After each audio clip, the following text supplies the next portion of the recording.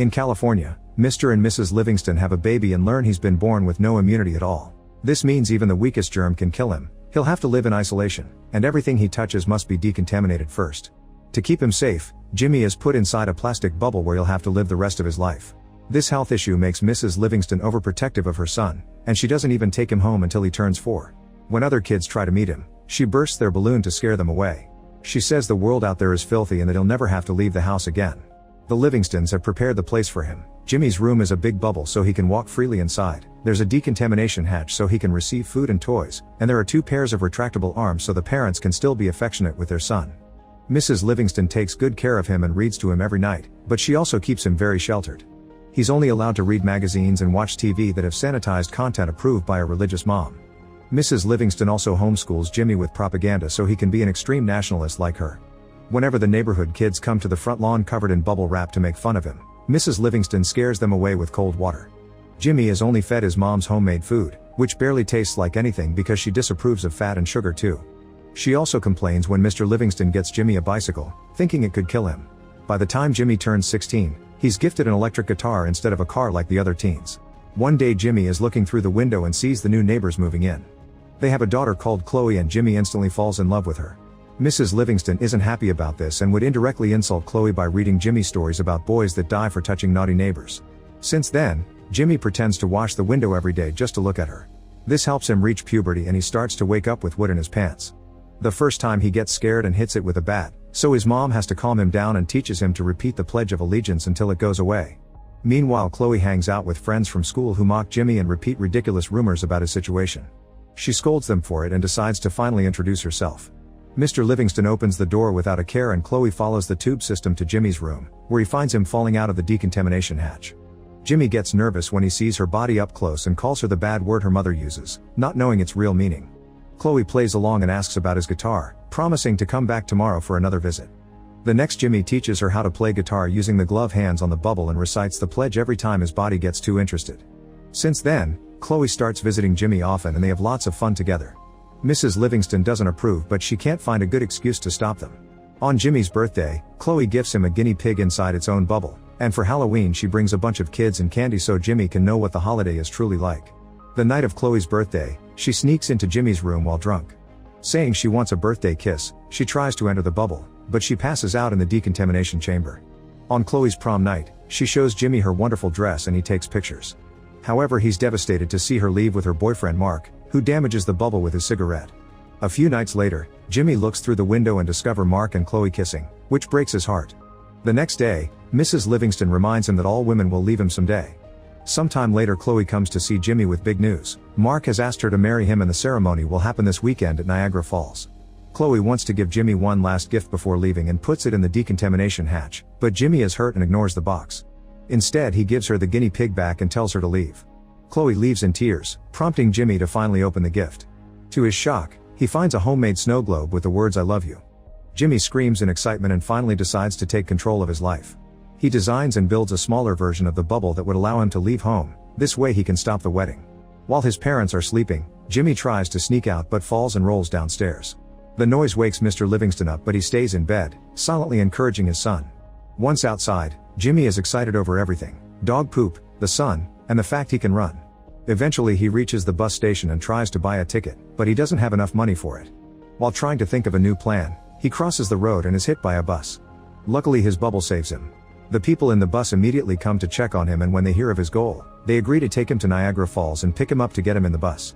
At home, Mrs. Livingston discovers that Jimmy is gone and screams in panic. She tries calling the police but they don't take her seriously, so she makes her husband make a fake kidnap note. However, he signs it with the Jews so it isn't taken seriously either. The couple decides to go looking for Jimmy themselves and they stop at the bus station, where the clerk tells them about the Niagara Falls plan. Back to the bus, Jimmy notices the group's uniforms, the lyrics of their songs, how they share the same name, and the things their strange book promotes. This makes him realize they're a cult, but calling them that gets the group angry and they kick him out of the bus. Now he's alone in the middle of the desert and he has to run away from random animals. Eventually he comes across a biker named Slim, who threatens him with his knife. Jimmy explains he can help him fix his bike. Slim is so grateful that when he hears about Jimmy's goal, he agrees to give him a ride. He also tells him he used to be in love with a woman named Wildife, who left him for another man. To this day, Slim wants to find that guy and kill him. Meanwhile, the cult finally reunites with their leader, who reveals the big prophecy painted on a rock: the chosen one will come with the holy word inside a living globe. The followers assume that's Jimmy, so they get back on the road to find him. That night, Jimmy and Slim make it to Las Vegas, and Jimmy is fascinated by all the attractions. He attends his first concert and the crowd tosses him around like a ball. While Slim teaches him how to gamble at the casino, he also tells him what being with a woman is like. When Jimmy sees that there's a scooter as a prize, he gambles until he wins it and leaves without Slim because he only has 2 days left. Soon the Livingstons and the cult make it to Las Vegas too. As soon as Slim sees the cult members, he remembers they left Jimmy in the desert and threatens to kill them. In return, the cult bus runs over his bike. A few hours later, the Livingstons reach the road and see Jimmy on the scooter. Mrs. Livingston forces her husband to turn the car and block the way, accidentally hitting the scooter in the process. Jimmy flies out and his bubble makes him bounce off for a while until he lands inside a train. He screams when he sees the people inside and learns that they're part of a freak show handled by Dr. Freak, who owns these people like slaves. Suddenly the train stops and Jimmy bounces out, finding Dr. Freak waiting. Jimmy laughs at his size and Dr. Freak starts furiously breaking a car's windows as a threat. However, when he hears that Jimmy is the bubble boy, he thinks he could be part of his show. When Jimmy says no, Freak jumps on the bubble and tells him that no woman would ever love a weirdo. An offended Jimmy pushes him off and the bouncing sends Freak flying, causing his small body to hit a huge truck. Then Jimmy gets ready to leave and the other freaks try to follow him, so he explains to them they're now free and they can do whatever they want, but he must finish his mission alone. Next, Jimmy takes a handcar to advance through the train tracks, but it's too slow, so he stops at a restaurant to ask for help. He finds a sheriff and a bunch of rednecks mocking a man called Pushpop, and Jimmy comes to his defense. The men start mocking him instead, but when they hear he's got not immunity, they think it's some disease and everyone starts running away, leaving Jimmy inside. When they slam the door, a lamp falls and starts a fire in the restaurant. Jimmy panics as he tries to find an exit. Thankfully, Pushpop appears on the back door and takes Jimmy away in his ice cream and curry truck. His driving is crazy and Jimmy almost falls, but at least they get away before the restaurant explodes. Meanwhile, the Livingstons reach the train and ask Freak about Jimmy. Mrs. Livingston treats Freak like a baby, offering to pay the information with candy. In the end, Mrs. Livingston calls Chloe and tells her to stay away from her son, insulting her without hesitation. While they're distracted, the other freaks steal the Livingstons' car. Since Freak wants his group back, he steals a truck and agrees to leave with the couple. Back to Jimmy, he shares his goal with Pushpop, who agrees to take him to Niagara Falls. Jimmy falls asleep during the trip and has a weird dream about Chloe being attacked by dinosaurs. He tries to save her, but the dinosaurs defeat him and Mark saves Chloe instead. Jimmy wakes up screaming and startles Pushpop, causing him to accidentally hit a cow in the middle of the road. This greatly upsets him because cows are sacred in his religion, but Jimmy quotes his mom saying all other religions are lies. Offended, Pushpop tells Jimmy to go away while he stays to do a ritual for the cow's death. Jimmy gets going while tasting ice cream for the first time. Minutes later, a truck drives by and crushes the cow even more. Soon Slim also appears with a whole gang of bikers and they ask Pushpop about the cult. While waiting, they have Pushpop's ice cream and watch in surprise how the cult bus shows up to drive her over their bikes. Luckily, Pushpop agrees to give the gang a ride. Meanwhile, Chloe is trying on her wedding dress, but she's having doubts because she can't stop thinking about Jimmy. In the evening, Jimmy manages to reach a town and asks Pappy for a ride, but he must pay $500. Obviously he doesn't have that money, but he sees a sign advertising a cash prize and enters the building. It turns out to be a naughty club, where he agrees to fight in the mud with two gorgeous women. Because of the bubble, the women keep slipping off and can't hurt him, so Jimmy easily wins the fight while he keeps reciting the pledge. With the money in hand, Jimmy comes out to look for Pappy, only to find the cult bus instead. The cultists immediately kidnap him, which is seen by the freaks that just arrived. Jimmy is taken to the ritual spot, where the cultists get Reed to free him from his bubble. While everyone prays, the freaks steal some uniforms and try to save Jimmy, but when the cultists see them they think the ritual failed and everyone is mutating. Everyone panics and the freaks use the distraction to move Jimmy away, only to find the way blocked by Slim and the gang. A crazy fight ensues among the bikers, the freaks, and the cultists, during which Jimmy runs to pay Pappy so they can finally drive off. While everyone runs back to their vehicles to continue the chase, Jimmy falls asleep in the car. The next morning, he's shocked to discover Pappy died while still driving. The car loses control and a sudden turn sends Jimmy flying right through a sign by the road. The car continues without him, so Jimmy decides to enter a grocery store to call Chloe.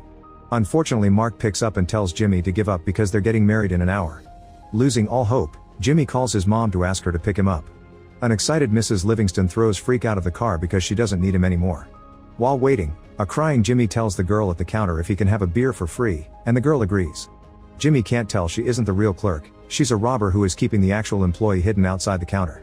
As soon as Jimmy takes his first sip of beer he passes out. Eventually his parents find him and get him in the car, But before leaving, Mrs. Livingston must go to the bathroom. Jimmy and his dad use this time alone to finally bond, and it's clear that Mr. Livingston is jealous that Jimmy got to have fun. He uses a moon metaphor to tell his son to never give up, and Jimmy runs away. Mrs. Livingston freaks out when she notices and makes her husband chase after their son. Soon the other three groups show up as well, screaming at each other over Jimmy.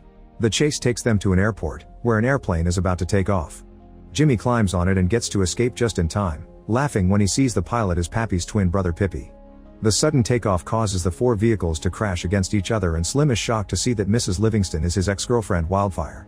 Moments later, the plane makes it to Niagara Falls at the same time the wedding ceremony is starting.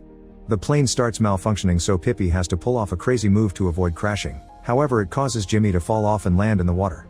Remembering everything Slim taught him, Jimmy lets the waterfall guide his way as he floats in his bubble. In the church, Mark says "I do," but Chloe hesitates.